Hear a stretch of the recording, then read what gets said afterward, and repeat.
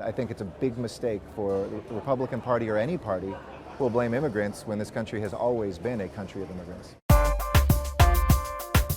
In terms of what contributes to this disparity between the rich and the poor, especially in places like LA, the rising cost of homes or the rising cost of rent, how do you put a cap on that? Well, here in Los Angeles, we're now the least affordable county in the nation.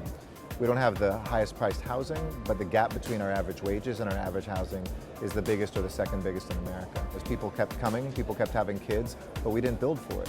And so in Los Angeles, we put a bold plan together to build 100,000 units of housing over an 8-year period to make up for the last decade of what we didn't build and the 8 years that we're anticipating. These are themes that are playing out on the campaign trail. It seems like both sides, both parties have been able to energize a base that is very angry about all of these things. Minimum wage, the fact that they feel like they can't afford to buy a house. That's caused a lot of, radicalization or the rift that we've seen between the parties. There are also candidates that are making the matters worse. I'm specifically referring to Trump. His comments around immigrants. I mean, as a Mexican American, how do you feel about that? Everybody's frustrated. We are so much better off in some ways than during the Great Recession, but too many people are still left behind. Some people are looking at the structural reasons why that's happened, and others are blaming groups. When Donald Trump says, that Mexicans are a bunch of rapists and there might be some nice ones amongst them, that doesn't reflect my city.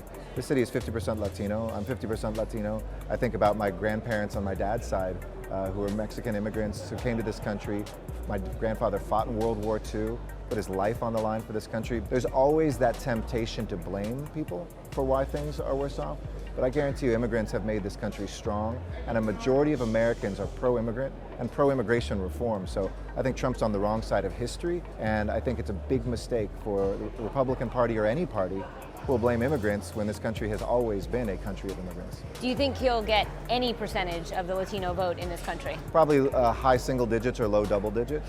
Can Trump win without the Latino vote? No way. I think Donald Trump can't win, without the women voting for him, without the Latino population and immigrant population. I think he's just, not only on the wrong side of history, he's miscalculated for a guy who's been uncannily good at getting people to come his way. I think you're going to see a minority of a minority that allows him to get enough to get the nomination, but certainly not a majority of Americans.